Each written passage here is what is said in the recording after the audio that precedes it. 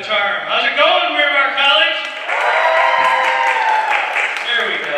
Happy National Poetry Month. We are here to celebrate poetry. We're here to celebrate community. For those of you who don't know, this is hosted by the IDEA Committee for Inclusion, Diversity, Equity, Anti-Racism, and Accessibility. It is also hosted, we have the Muses Creative Writing Club. If you're interested in finding out more about that, come talk to me or see us at our table on Thursday. It's also going to be food provided by student activities. They're going to be showing up here in about an hour with some food. But for right now, are you ready for some poetry?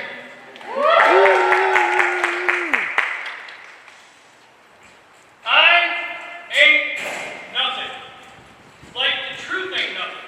Like the truth ain't nothing but the truth. I ain't nothing but a spoken word poet. Now, a few have accused me of being a teacher, and others have even gone so far as to call me a friend. But I'm just a punk half-freak drunk trying to hold up my own end when they tell us to hold our fire, but we can see the whites of their lies printed right there in our textbooks, framed by the red and the blue of the powers that be. The same ones that turn the letter X into a commodity, and the indigenous nations into a mystery.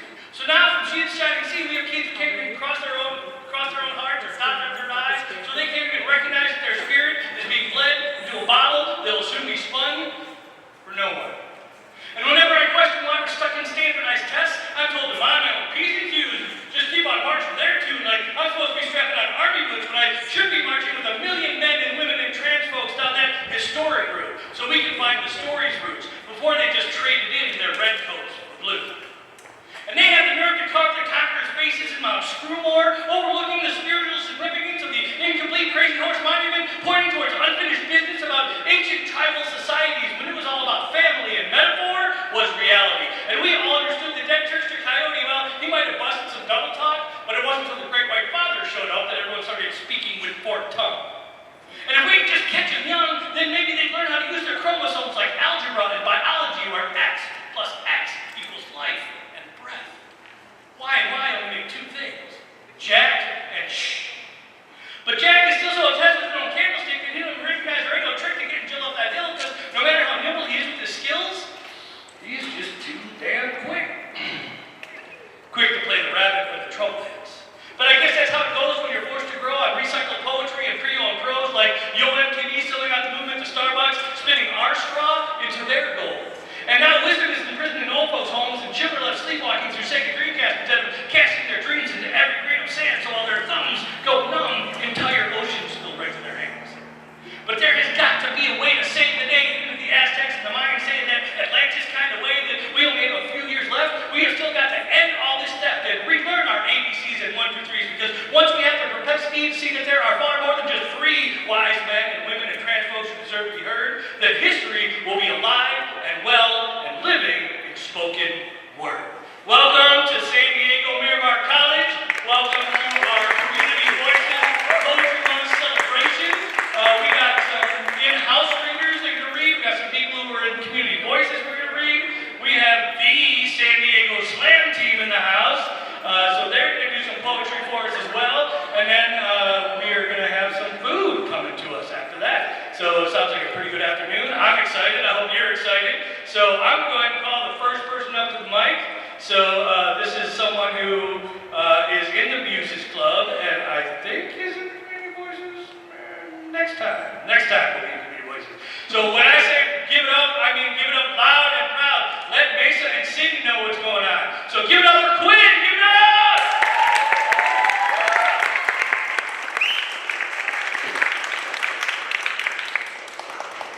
Thank you. It's a bit more of a simpler poem. I was given a prompt of spring cleaning a couple weeks ago, and this is just what I came up with. As I'm cleaning out my dad's condo, I'm finding so many old pieces of myself. Clothes, art, jewelry, toys, stuffy, and words. Theories traded with my dad by the pool about our favorite show. Having my first kiss laying on the couch with her. The tears shed curled up in his bed. All of it I have to leave behind. For almost a decade, I've had 2 separate spaces, one at Dad's, one at Mom's. Now with Dad moving to San Marcos, this place must be empty to rent out. But how do you fit 2 rooms in one? I have to clean out my mom's room to make space for all of Dad's room things.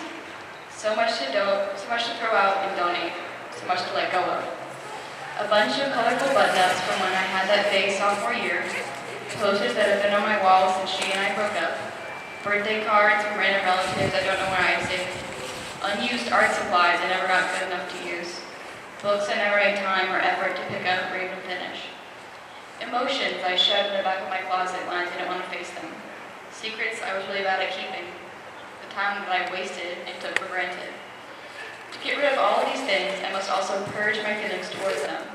No more just in case, but what if, maybe someday, or but it used to mean something. So many boxes and bags scattered around my room trying to find purchase in my cramped 10 by 10 space. Still so much cleaning to do.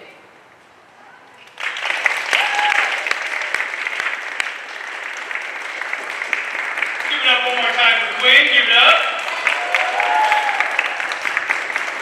So I did forget to go over the guidelines, which that was my bad. I'll go over those now. There's still more time. Each person gets 5 minutes, so if you have another poem, maybe later? Okay, well, call you back up later. Okay, so just a few quick ground rules. Number one, you got 5 minutes. We only have a few readers, so you got time, so you got 5 minutes, or 2 poems, whichever goes up first. Please respect the mic. That means a few things. That means please pull out your devices that nobody can live without anymore, and live without them for about the next hour. Please, so put them on silent, or at least vibrate so they don't go off during the show. Performers, especially make sure. I remember one time when I was on the mic and my phone went off. Boy, did that look good. Refrain from side discussions. Please give your attention to the mic. It takes a lot of courage, a lot of effort, a lot of anxiety to get up here on this mic and bare our soul to y'all. So if you can please refrain from side discussion. If it's possible, I know there's class, I know there are things going on. If possible, please stay for the whole event. People show up with their entourage, read and then leave. It's kind of disappointing and disrespectful, so please don't be one of those. And then as far as the mic, please refrain from overly erotic or excessive profanity. We are in a free speech area, but it is also, respect people, respect the mic, respect the venue. And of course, absolutely no offensive hate speech or harassment, regardless of what some people want you to believe. It is not covered by freedom of speech. You can look it up on the State of California Department of Justice website. Harassment and hate speech is not covered by free speech, so don't go there. Are we clear on all the rules? Yeah. Awesome. Okay, then I'm going to call some more poets up. Are we ready for more poetry? Let's give it up for Ariella. Give it up for Ariella.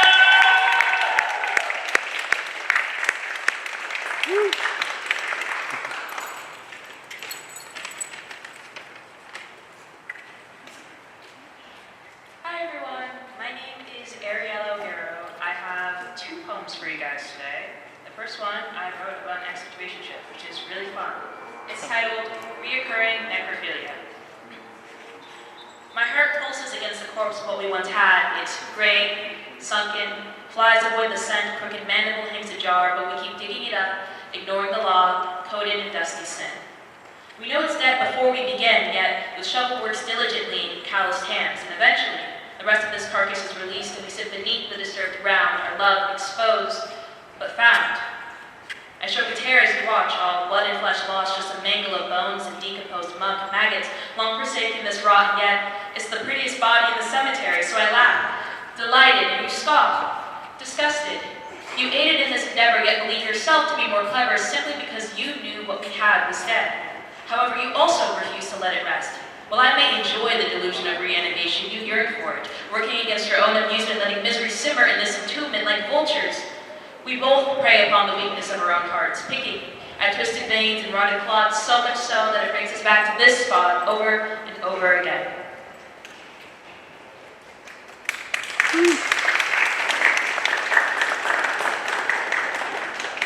The second poem is titled Reinstating the Rope. This one's not about an ex-situationship. We have self-proclaimed kings spewing hatred and literally shitting the bed due to problems he created by retaliating against issues he fabricated and weaponized imaginary tales to foster further separation, Mr. President. You claim there are monsters hiding amongst us. You scream, trust me, while you bend over for musk, overwhelmed by lust, but not for grown women. And honestly, at every twist and turn, I keep on wishing you just stop being a coward and admit your true mission. You aim to rip the safety from children and parents equally by painting them as red-washed coyotes influencing our economy. You brandish blame through faulty persecution, citing civil laws, criminal foregoing our Constitution, forcing little kids to pay back in blood for their restitution. Kneeling down, you align yourself with the absence of color by knowing equality but despising my sisters and brothers, and then knocking down DEIs that just came out of nowhere, as if you weren't around when the idea of fair was enacted through wind chimes howling noise through the bodies of little black boys, and your cryogenic shepherds don't take kindly to thievery, but they answer honestly to greed and skirting legality, so they won't spare any expense on iron rods and ice chests. So when new livestock make the offense of slipping through the fence, their efficiency will be claimed through 8 seconds of agony, and since slipping through the fence is basically a felony, excessive force is deemed self-defense rather than vicious larceny. Subtlety was never your specialty. Maybe it's because at your age, seeing reality start coming so easily, perspectives placed in hatred tend to disintegrate rapidly, so I'll spell it out for you in terms you can understand. We can all tell ICE is just the modern-day slave catchers after a shoddy rebrand. Thank you.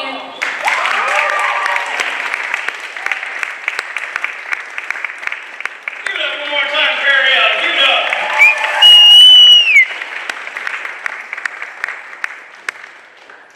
I'm going to brag a little. These are my students, yo. I'm so proud of them. It takes a lot to do this. It takes a lot to be here. It takes a lot to be in this moment and speak truth to this moment.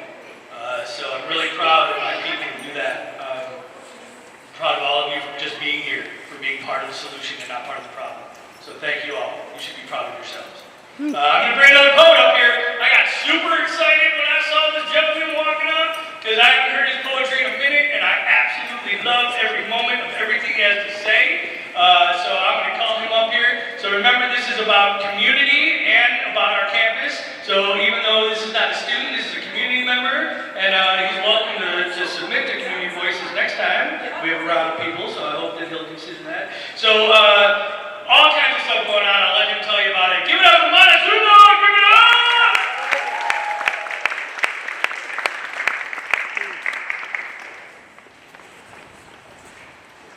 What's going on, you bad motherfuckers? Look at you guys. I'm Montezuma. What up? This first one's called The Same Damn Bird.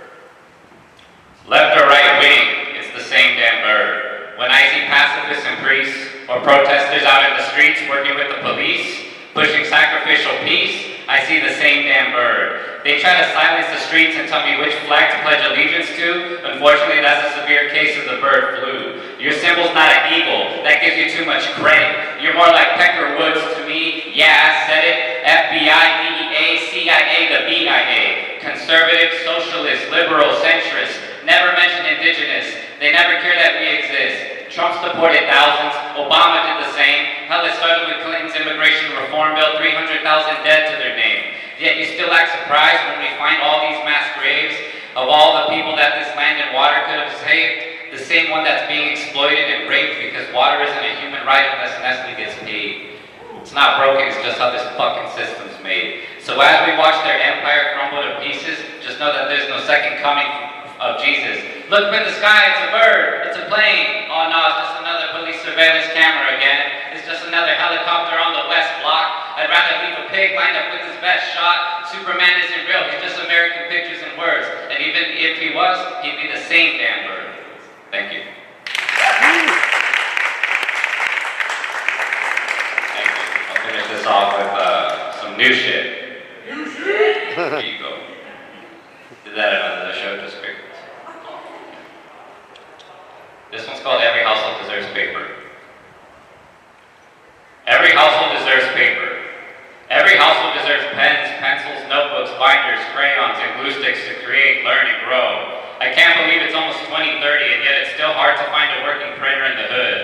The schools are underfunded, the teachers are trying their best. They barely have paper, so they give out digital tests. Every household deserves paper.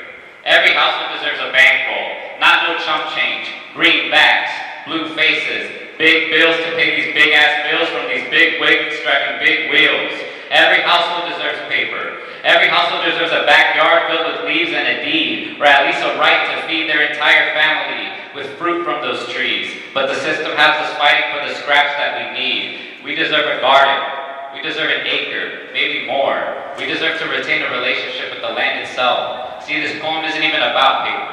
You think I really want to own dirt? You think I really want my name on the earth? Property won't matter to me when 3 billion years from now, or one day light years away, the death of the earth is witnessed on a blip, seen on a telescope from another planet's computer screen. So what I mean is we deserve to be one with nature again. We deserve to be one with the mycelium around us. And when I return, it will be through a fungus you can eat, or one that you will take a trip on. I will be the moss on the side of the trees communicating with the entire forest around me. Because that's heaven. That's the one wholeness you've been searching for. Singularity has been here the whole time, inside of everything. It's what we return to when ashes turn into ashes. It's what protects the birds. It's what cures disease. You see, every household deserves paper. Every household deserves books that hold this knowledge that can't be held solely on a cellular phone. Every child deserves paper. They deserve to draw and explore with notebooks at home. And that kid of yours who writes graffiti on his homework, they're an artist. It's evident from the margins of their essays and the doodles on their exams, or with the spray can on the side of a Target supermarket. So make sure to tell them that painting on the corners is an echo of their ancestors. We were painting walls and temples for millennia, telling stories of warriors, stories of identity, stories of family, stories of win, stories of kings, stories of tonantzin, stories of love, stories of loss. Every household deserves paper, but at what cost? The deforestation of trees, 24 million acres annually, eucalyptus trees, and a whole farm of invasive species. And I'm not going to rely on ChatGPT, using 85,000 gallons while we're under water scarcities, because some reservations still don't have water. So imagine they don't have paper for their sons and daughters. Even fewer have pencils, much less food. So give them paper. At least make it a paper plate with some food on it. And none of that GMO shit either. I'm talking greens, 3 sisters, that's corn, squash, and beans, and many different options for protein. And while you're at it, honor those treaties, like Fort Laramie, and land acknowledgements aren't enough for our team. So I'll tell you now so you don't have to hear it later. Every household deserves paper. Thank you, that's my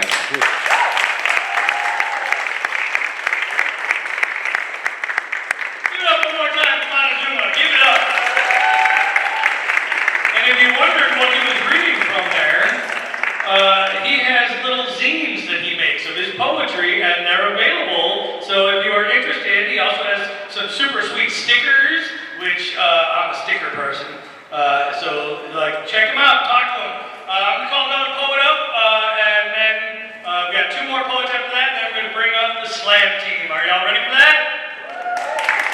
I'm super excited to call this next person up to the mic. He's new to our campus. He's one of the new librarians, and he's amazing. He already helped my class a bunch. He's going to be here for a while, I hope, and help us help you. So, and I just found out that he hasn't read poetry since he was in college, and he's getting up here to do it. So, when I say give it up, make him feel welcome to our campus. Give it up for Edgar! Give it up!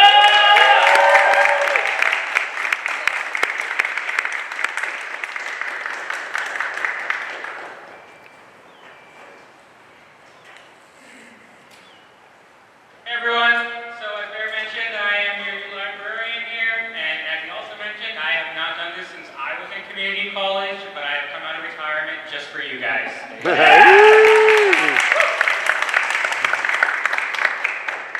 In my youth, the warm summer days of youth, my old blue bicycle squeaking as I make my way through the neighborhood, my yellow house lined with red brick in the front where I threw baseballs and waited for the ice cream truck slowly jingling his way around the corner.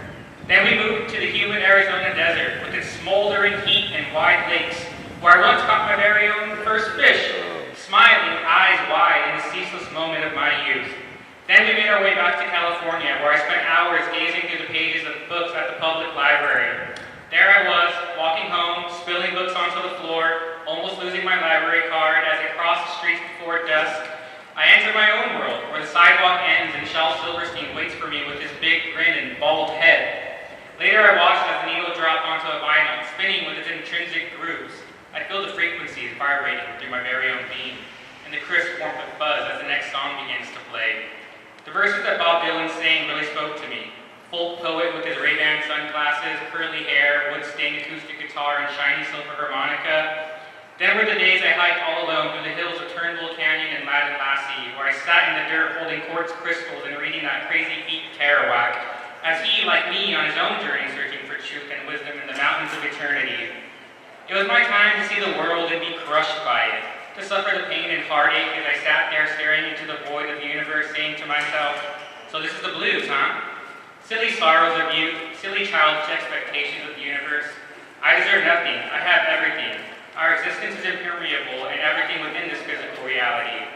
The days of my youth have come and gone, but as I fall along that road, I came to be where I stand today, brought to understand that the infinite beauty of the universe is, was, and always will be within us all. The ethereal dream of eternity awakening me into the diamond light, or in spirit, I will always be a man of my youth. Thank you, guys.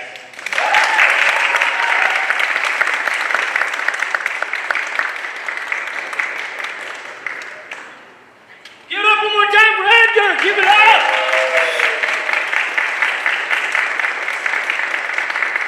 Okay, we got 2 more poets, and then we got some amazing stuff. It's all amazing.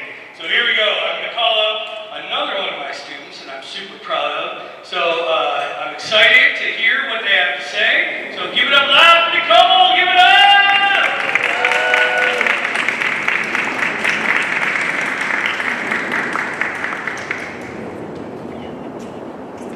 Wow, okay. So, well, this time I've never actually read poetry out loud like this. Yeah! I'll try to portray it well, but yeah, okay. Do you fear the fog? You see it in horror movies, you see it outside. Do you fear? Well, let me give you 2 images to put in your head.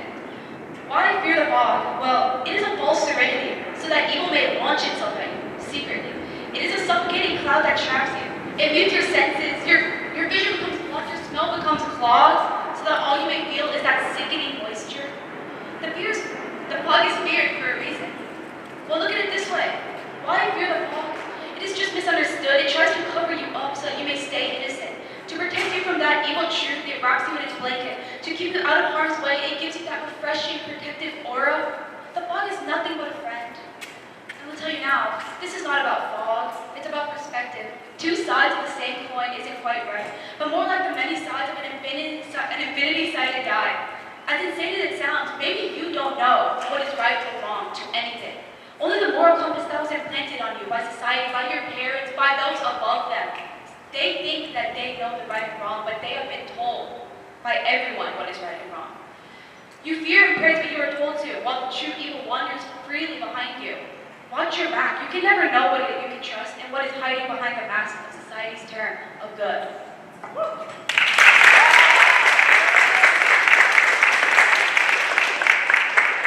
Okay, one more. I have all the magic in my head, all the magic of possibility and potential. This potential, it overflows from my mind, and it fills the room and it drowns me. I'm sinking in capability. Because with the praise, with the promise comes expectation. With the star comes the desperate seekers of light. The opportunity-searching leeches suckle on my sanity, but you cannot rid yourself of them, for they're your supporters. The condemning voices of violent hazing say otherwise. They stay fresh in my mind and they endlessly taunt me. But they are your friends, the path to your future. I prepare for the future, yes, but what about my present? Right now, I just wear the label of potential, branded on my skin. Not good enough to love, but not bad enough to hate. Potential is pain.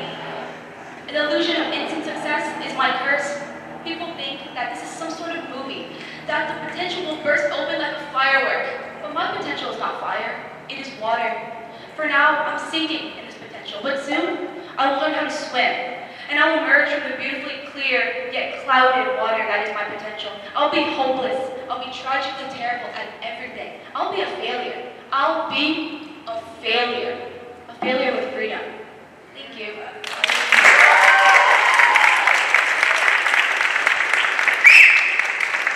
it up one more time. First time on the mic. Give it up. We got one more poet from the Muses Creative Writing Club who's going to come up and share, and then we got some slam poetry from the slam poetry team. And then I got one more reader after that on the open mic, and then the food should be here. So, please give it up loud and proud. I know it's coming, so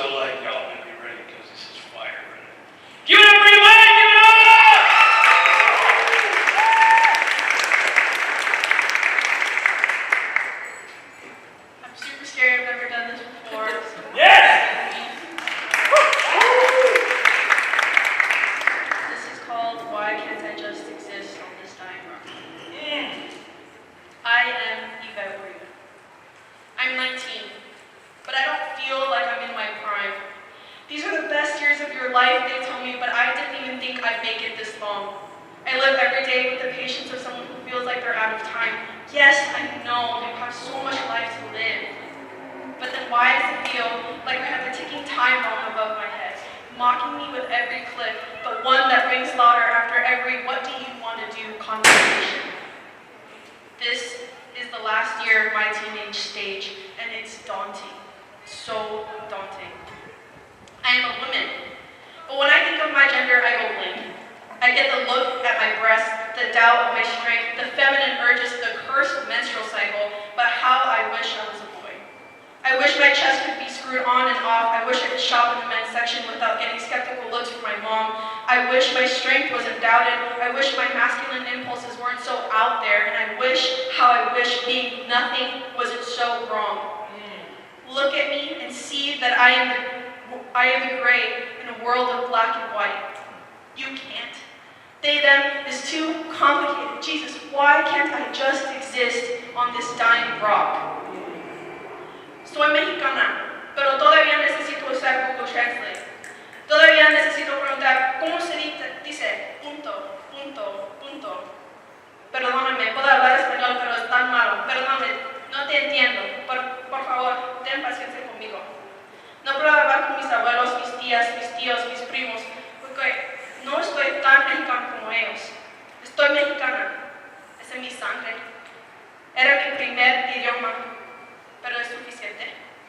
Wait, who am I? Let me try again. I am Yvette Uribe. I'm an artist, but I can't fill the gaps of my messy sketches with color, can't move away from the gray lines. Ask me to draw something in a Toys at 3/4 portrait or a side profile always facing right. If you're lucky, I'll do a cat or a dog, but again, only if you're lucky. Are my silly sketches, my consistent use of graphite, all the artist in me? I am a poet, but only when I pick up my pencil. But I only pick up my pencil when I'm pulled away from my screen, my phone that just seems to build hours and hours of screen time. The hours are drowned by the little speaker within the black box, hypnotizing me, and my notebook is calling from my backpack, begging me to write. So I do, in my mind, before I sleep, beneath the steady water of the shower, but not on paper. Nothing sounds right. I'm brown, and I love the way my skin turns into a deeper shade beneath the heat of the sun. I'm creative despite the times I stare at the clouds and see nothing but white blobs. I'm selfish, I'm impatient, sometimes a nuisance. I'm a sharp lover. I'm more of a winter person over a summer person. I'm smart, but I'm lazy. I'm bad with money. I'm double-jointed. I'm a reader. I'm trying to exist on this dying rock.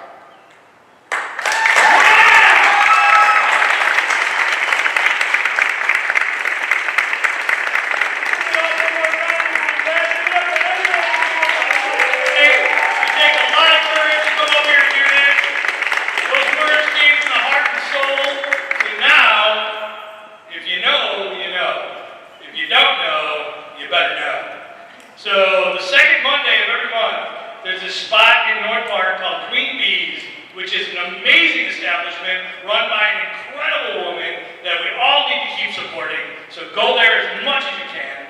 But the second Monday and the fourth Monday are poetry. The fourth Monday is an open mic. The second Monday is the San Diego Poetry Slam. And that's right in your own backyard. And it is world known as one of the best venues, classic venues. It's mentioned in the same vein as the New Eurekan Poets and Busboys and Poets, but it's the West Coast version, and we have them here today. So, when I say give it up, we gotta let UCSD and SDSU and USD know what's going on our campus, because we're about to have the San Diego Poetry Slam team. Give it up!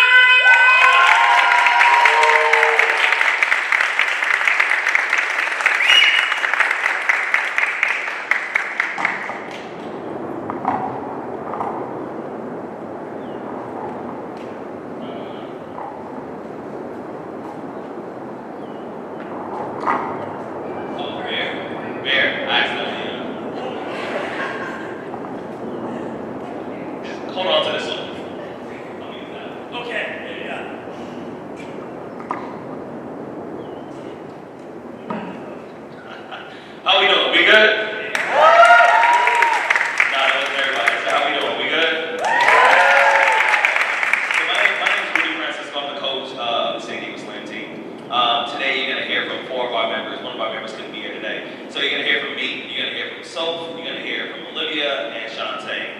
But I'm gonna start us off. Is that okay? Can I do that? Yeah. Wow, that didn't sound like everybody. I'm gonna start us off. Is that okay? Can I do that? I was born on July 27th. That makes me a Leo. I don't know what that means. I'm 5'6". I weigh 175 pounds. I don't know how to swim, and I'm a sucker for a girl with a nice smile and clean sneakers. I'm still learning how to whisper. I'm often loud in places where I should be quiet. I'm often quiet in places where I should be loud. I was born feet first. I've been backwards ever since. I like ginger ale. A lot. I've been told that I get really bad hugs.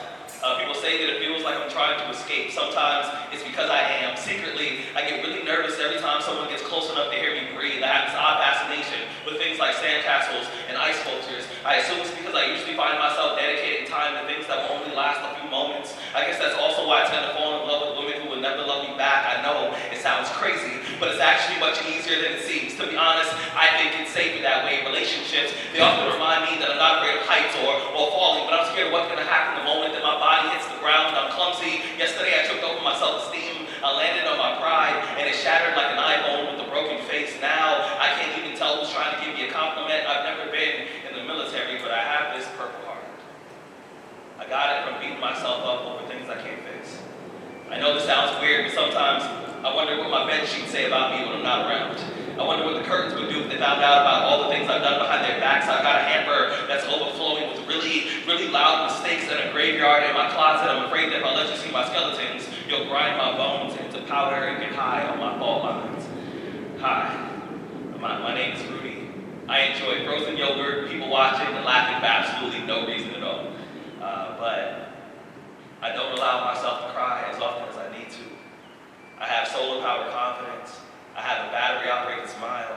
My hobbies include editing my life story, hiding behind metaphors, and trying to convince my shadow that I'm someone worth following. See, I don't know much, but I do know this. I know that heaven is full of music. I know that God listens to my heartbeat on his iPod. It reminds me that we still got work to do. Thank you.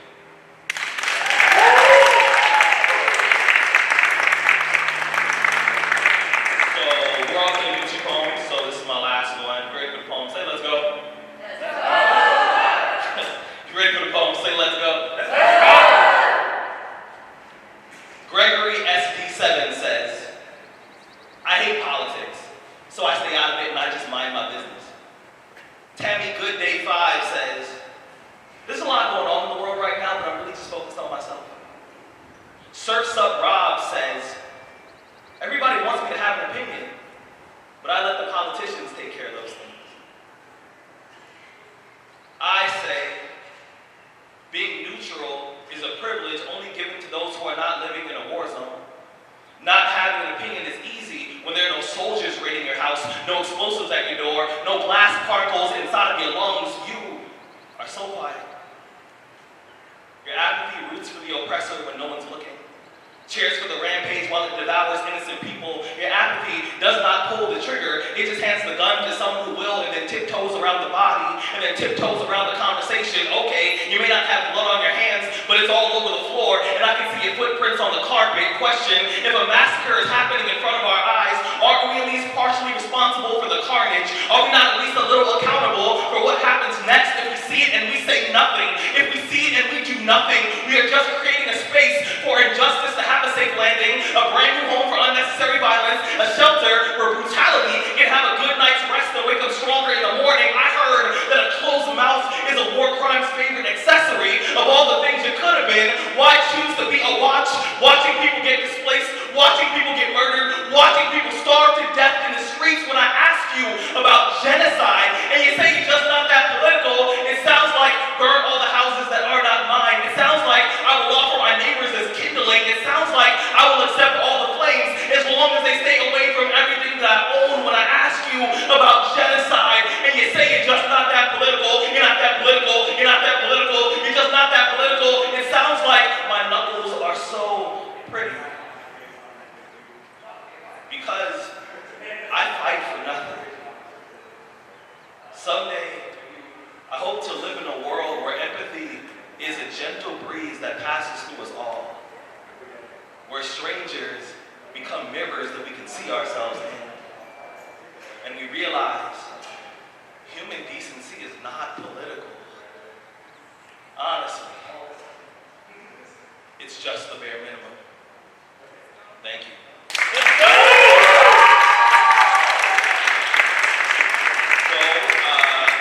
Have the awesome pleasure of introducing our next poet. She's been on our team. This is her second year on the team. And it's awesome just to see how much she's grown since the first time I've seen her. And it's an honor to call myself her teammate and her coach. Let's give it up for Olivia.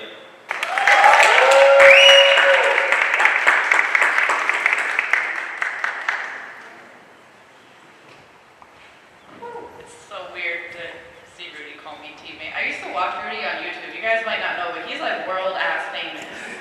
And I used to watch him on YouTube before I ever lived in San Diego. And I was like, oh, he's so cool. He's like a celebrity to me. Then I moved to San Diego and he was just casually at an open mic. And I was like, Jordan Francisco. And fast forward however many years, and this is still weird to me.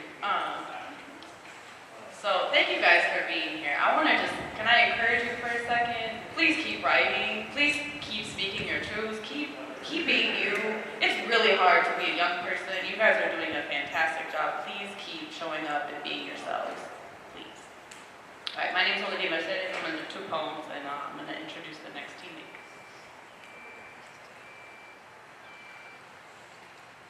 English phrases that make no sense. Happy as a clam.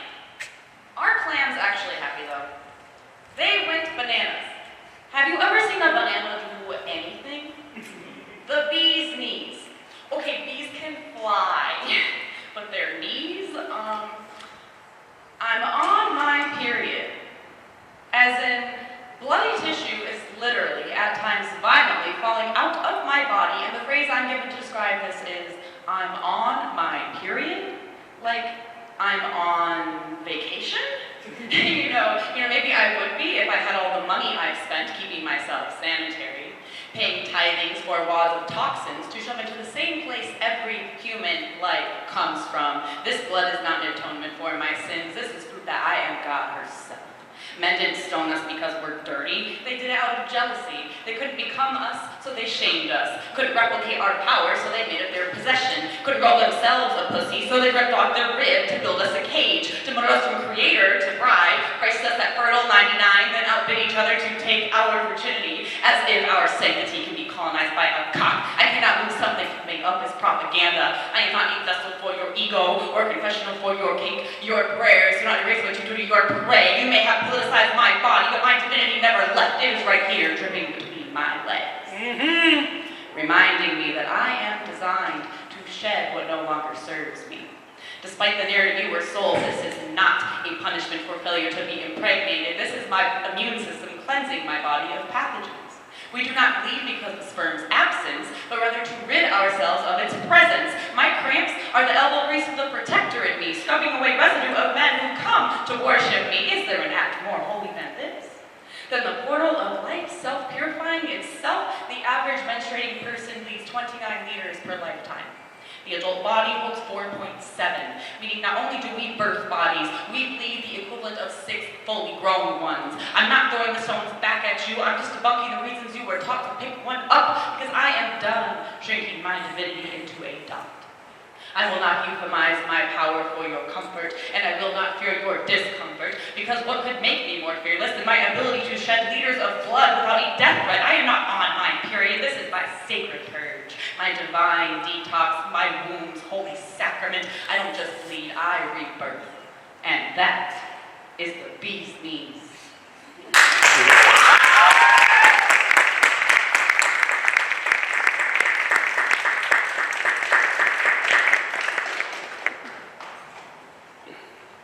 Quick commercial break while I catch my breath.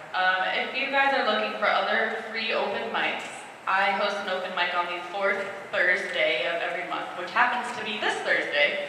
It's called Palabra. You can look it up on Instagram. Palabra San Diego, and it's at 7 o'clock. It's at Bread and Salt in Barrio Logan. It's free, and there's free parking. I would love to see you all there. Please come. It's good, chill, welcoming environment. I would love to see you all read. One more, and then I'm done.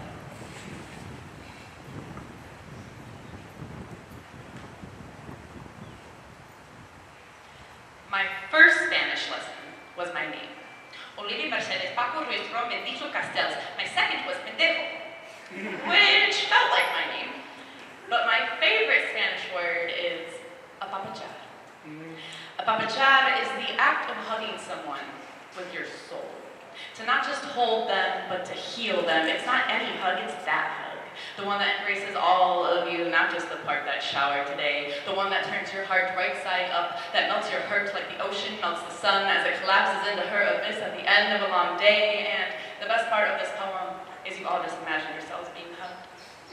And the best part of this word isn't how it feels, but what it proves. Derived from the indigenous Nahuatl language, apapachar is not just a word, it is a survivor of genocide.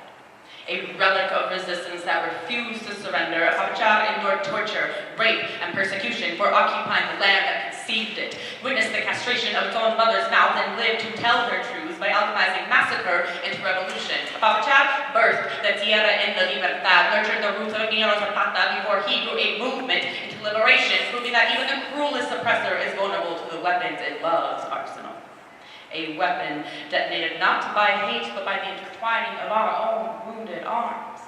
Locked and loaded with the understanding that none are free until all are free, until we combust our unity into a bomb, because they cannot erase the minority, that we, apapachamos, into the majority we already are. Apapachar proves that the most revolutionary act we are capable of committing is taking care of each other. This is not just a word, this is our call to action. Why else would our ancestors leave such a concise instruction? Apapachar is not a concept, it's a verb. An action, a demand, a ritual, a practice proven to cure every attack against it. And you know this because you are your called its victory at the beginning of this poem. And if you didn't, because suffering is preying heavily on you today. If being a witness to depravity is drowning your home, if caring about the children being raped, murdered, and cannibalized is eating away your faith, if your heart is sinking more quickly than it's beating, I hope you take my arms upon this offer. They wrote just for you.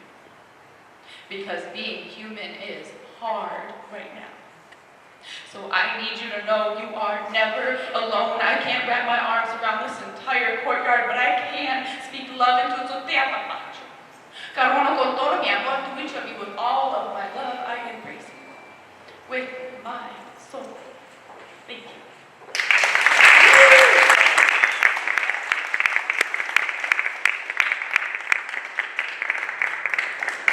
Okay, next up, I get to introduce my teammate. First time on the team, but honestly, when I saw her, I said, why haven't you been on the team forever? Because she just meant to be here. So,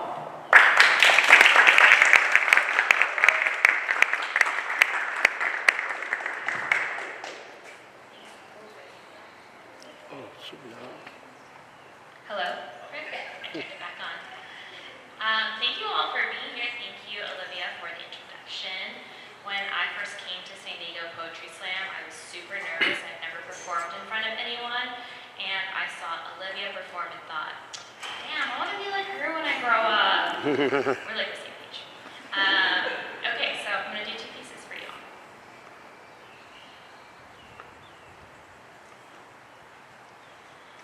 My mother says I will forever be her child, that there is always room for me in her home. But we both know that is not true. Not when the past is the past, and my dear, you must learn to take some things to your grave. My father says there is always something wrong in this world. Talk about love, talk about nature. Do not speak on law and governance. And I know, they just want me safe. Yet I ask, what is politics if not love with consequence? What is nature if not relations of power? Who is protected?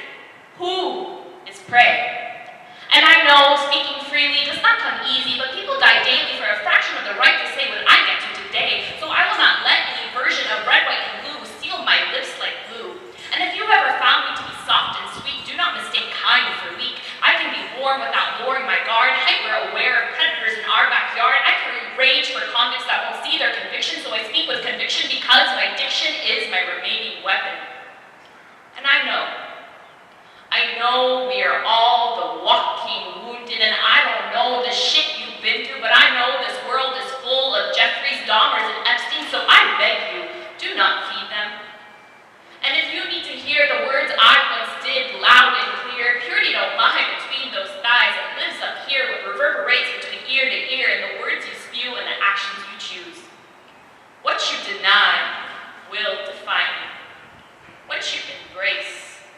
will transform you.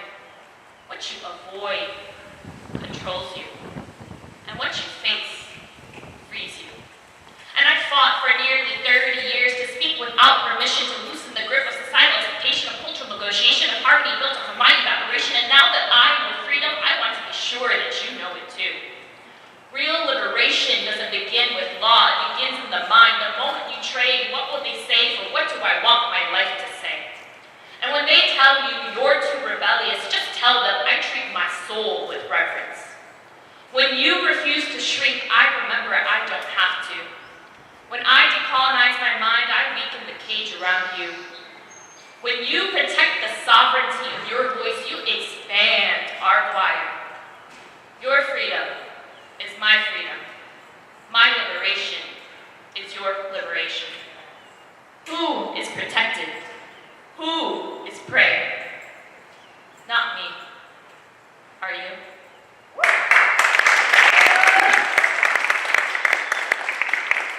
So, I'm gonna try some new shit.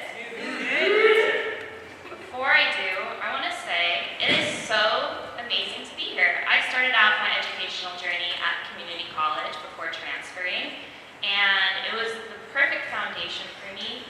And there was a lot of learning that happened both inside the classroom and outside the classroom in spaces like this, and also with my peers and the incredible diversity of people you get to meet at a community college. So I hope you really relish that. You get all of these amazing souls around you, and thank you for feeding my soul today as well with all of your beautiful words.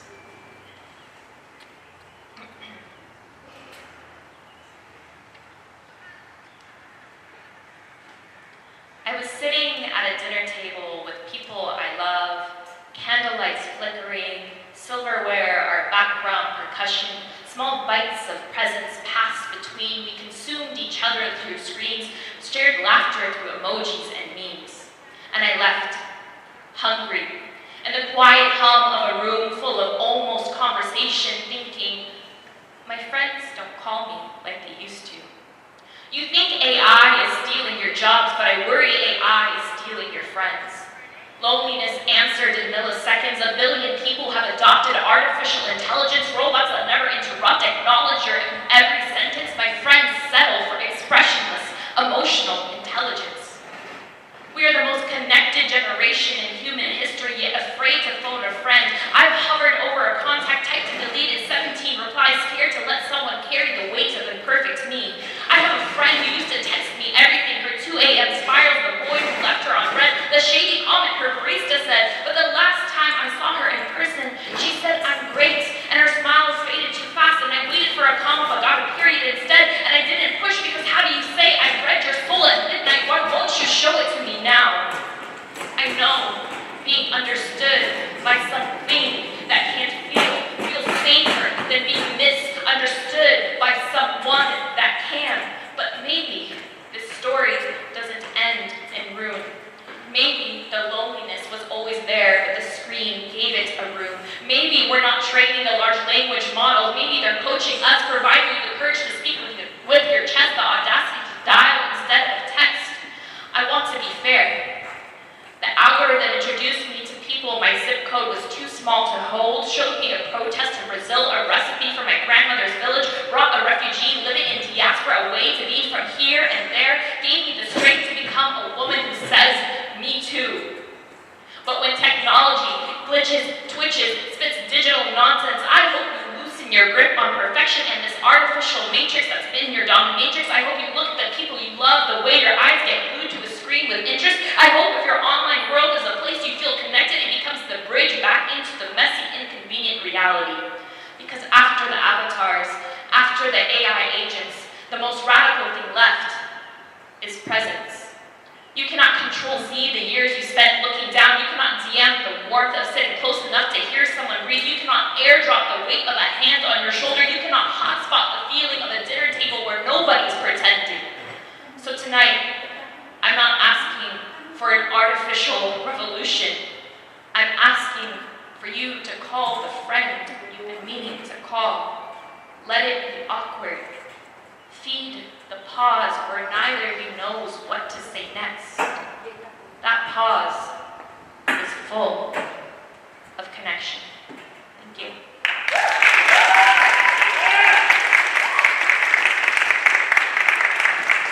Thank you. So now I get the lovely honor of introducing you to the last member of our team who will be performing today.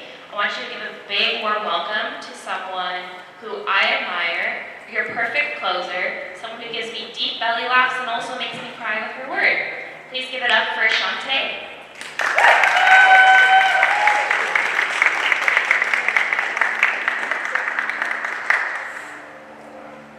Okay, so still short. Got it. Okay. Don't tell my boss I'm playing hooky. Yeah, so my name's Shantae, my pronouns are she, her. I'm also going to read from my phone because I think no matter how far you get in your career of writing, it's okay to read something from your phone. So I'll do my piece and then another one as I was asked. I can't see Rudy and make eye contact with him. And I'm going to stop being awkward. So this first piece, shout out for all the queer women. Sometimes I enter a queer space and they just want to know my zodiac sign. So I wrote a poem about that. In 2006, I got an email from summerlovingqueen@hotmail.com. It told me to forward the email or bad things would happen. I confess, I didn't click forward. I am the opposite of superstitious. I don't care where Mercury is in our solar system or when I was born. I forget to throw salt over my shoulder and see the next day children are bombed. I intentionally walk under ladders for fun and then see our government cut funding to Medicaid, and I wonder, could this be my fault? But then I see Karen says her rising sign made her late, her moon sign made her cruel, and the stars are responsible for every sharp edge she's refused to sand down. She'll call the police on my body and then blame the alignment of the planets for fear, as if astrology was her alibi. Perhaps it's easier to blame the stars and the gods than accept our role and believe that we could do something. Because I've seen people hold rose quartz in their palms, say it will bring love, say it will cleanse the bad energy, say they're taking matters into their own hands, waving sage smoke across century of violence like colonization can be exercised with tarot readings. I've watched people beg the stars for protection while kids walk to school hoping they aren't met with a gun. I've watched people map our solar system while my family has mapped how a loaf of bread could last a year. I've seen people charge their moonstones while Flint, Michigan still can't charge a glass of clean water. I've heard people whisper the universe has a plan, while ICE has a quota, because every time the world cracks, someone looks up instead of in and checks a horoscope instead of a history book, as if racism will wait for the next retrograde, as if injustice aligns with the next full moon, as if your birth chart is why you're not political. But the truth is, the universe has never held power over us the way we hold power over each other. It's never drawn the borders, built the prisons, loaded the guns, so I admit, maybe Mercury is in retrograde. Maybe the planets are aligned. Maybe the universe is trying to send us a message. And maybe that email from 2006 wasn't a warning of bad luck at all, but a reminder that we have power in this universe. I think the star chart is right. We are to blame. But if anything is going to change, it won't be because the planets are aligned. It'll be because maybe, we finally did. Yeah!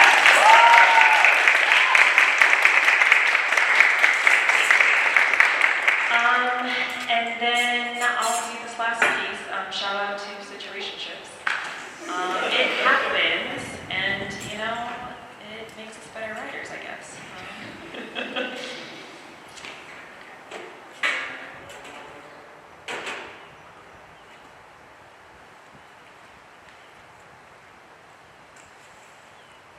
Genesis chapter 3. Now the Lord took the man, put him in the garden to care and work for it. The Lord commanded the man, "You are free to eat from any tree in the garden, but you mustn't eat from the tree of knowledge of good and evil. For when you eat of it, surely you will die." There's never a good time to fall in love, but our friendship is like summer tea, sun-kissed and steeped in kindness, conversations like sugar delicately coating the tongue, golden and warm, a tenderness best when shared in without rushing. And then the next thing you know, we're holding hands in a garden full of Christmas lights that spark in the air more than the jumping of photons, electricity along my skin, a circuit board directly to my amygdala, forgetting reality because for fuck's sake, Shantae, he's married.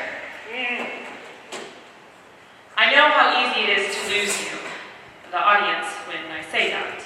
To judge my partaking of misaligned love and inappropriate behavior, how your own misfortunes are placed upon me as if I am the only deceiver in this triangle. But can I tell you the story of the other woman that is me, walking this line of intimacy, a tightrope between platonic and romantic love, where sex is replaced with shared playlists and morning runs. Our time is an hourglass with only enough sand for 20 minutes here, an hour there. Tell me it's wrong to get lost in the mundane, have lunch on the weekends and ask how your day was. How can it be cheating when we haven't even shared a bed? And the serpent said to Eve, surely you will not die. And Eve saw that the fruit was good for food and pleasing to the eye, so she took some of it and ate and handed it to Adam, who was next to her. Did you forget that he was there? That the serpent deceived them both? Society says to believe women, but which one, the wife or the mistress? How easy it is for us to blame Eve in the story, paint her with the broadest of brushstrokes, ignore Adam's cowardice, and have the woman fall on his sword while he partakes in the joy but accepts none of the blame. Isn't it called Adam's apple? The thing stuck in a man's throat while he chokes back his lies, and women carry the weight for before you throw stones. Cast me as deceiver and whore. Ask yourself, where does the line of betrayal begin? At Eve or the snake, Adam or God who made the tree? Because temptation isn't the only sin here. It's how blame is written in the story, where the man never confesses, raises his arm, points his finger, and allows his lie to become our scripture.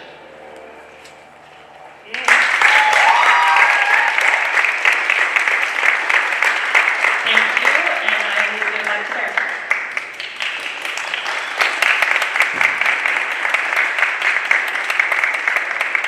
Give it up one more time for the San Diego Slam Team. The moral of the story, if you date a poet, you're going to end up in a poem. Give it up for all the speakers who were on the mic tonight. It took a lot to do this. It took a lot to put this all together. So once again, thank you to Miramar College. Thank you to the Idea Committee. Thank you to Muses Club. Thank you to Student Affairs for giving us the food, which we'll get to in about 5 minutes.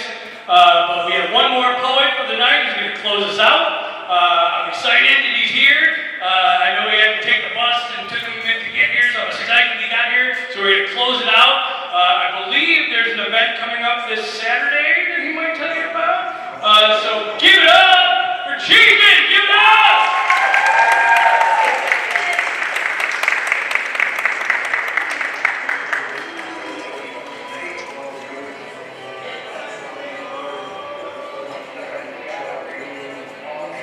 Yeah, Chieftain, our name in the streets. What's up, San Diego, Miramar College?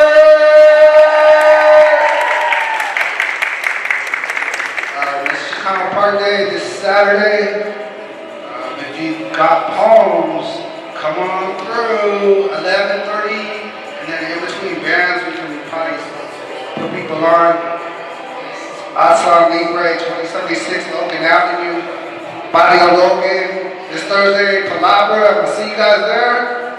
Who's coming to Palabra?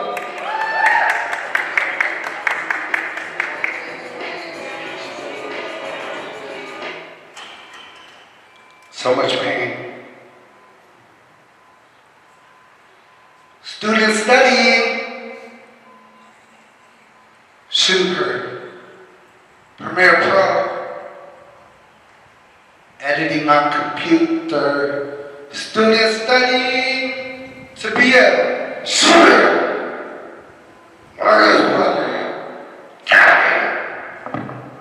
Corporate polluter.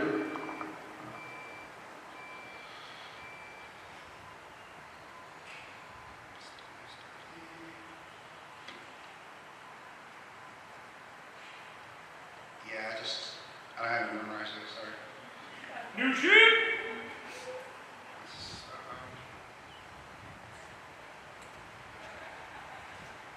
Student studying, shoot her, Premiere Pro, editing on computer, Students studying to be a shooter, Mario's brother. CapCut, corporate polluter. Consolidate, manipulate, AI generate. Deep fake. Security apparatus, deep state. Believe or don't believe, no good, no bad. Social constructs, not really mad. Her story, don't trust her. Pretty little problematic super female predator. Egotistical cancer, confused, no answer, checked out. Toxic, compartmentalize my laughter, write a new chapter. No campus, care actors, shine bright, no nursing, negligent factors. Gaslighting, Gaslamp District, SD City College, Ocean Pacific. Never wanted to be famous, never wanted to explain this. Rose growing through the crack in the pavement, never wanted to be famous, nightmares on pavement. Nipsey Hussle, always stay dangerous. Dear mamas, smoking weed help me take away the pain. Dear mamas, it's the point of no return, it will never be the same. They took Maduro alive, wife, killed, Ayatollah, top tier leaders and mental scribe, write stories, journalists buried in the rubble. War profiteers popping out the bubble, they in trouble. Bombs over Iran. Palestine, Lebanon, bombs over Tehran. Congressional approval of the penal mines, POTUS, Epstein class crimes against all humans who care about humanity. I want all the smoke, process the insanity. Palestine, Lebanon, AL weapon systems, bomb, Iran, no camping ban. SD City Council doesn't love humans. Todd and Stephen Whitburn's plan. AI coding, writing itself. Driving, flying itself. Targets automatically. Nuclear optional, reality. Never wanted to be famous, never wanted to explain this. Rose going through the crack in the pavement, never wanted to be famous. Crafting nightmares so blatant. Nipsey Hussle, always stay dangerous. Dear mamas, smoking weed help me take away the pain. Dear mamas, it's the point of no return, it will never be the same. I never had a dream, never had a team, never had support, never had a chance. Stolen ride driving down the court. Reality full court, pressed on the left trap set. False allegations, stay oppressed. Teaching hard lessons, chasing numbers, keep them guessing. No signal, no more TikTok. Bought by Ellison. Fuck A-Pop. Fuck BB. Fuck San Diego City. SJP students just pretend to be a friend. Warning, never trust them. Super false narratives, bullshit again. And quads near you while ICE invading. SJP students just parading, playing you, manipulating. Talk is cheap, actions loud AF. Grieving dead relations, IDG AF. Hope died, left behind, side of the road. No one ever came through. Slippery slope, PTSD, screaming for help. Trying to break out, panic attack and cause, then pepper spray a rap, hand him electric mask fast. Did me dirty and trap. How many times do you let them oppress you before you fight back? Papa and his siblings used and abused. Violent cycles lived through. Hands off mamas, and my brother's mom. Broke ties to progress when we're drama. Supposed to live and love mamas. Big mama, black mama, brown mamas. Remember my grandmamas, how they had us. Remember? Because I had to heal from so much pain. Thank you. Yeah!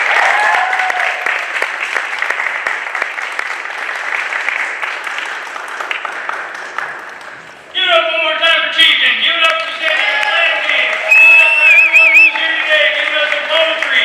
I know we've got food and we want to eat, so I'm just going to close it out with a couple haikus and make it quick. So happy Poetry Month, everyone. Here are 3 haikus. Haiku number 1. If men got pregnant, Planned Parenthood would be on every street corner. Invoking Jesus while denying human life. What would Yeshua do? One last haiku. Why write poetry? Axe murder is illegal. The road less traveled. Let's eat! Help yourselves, get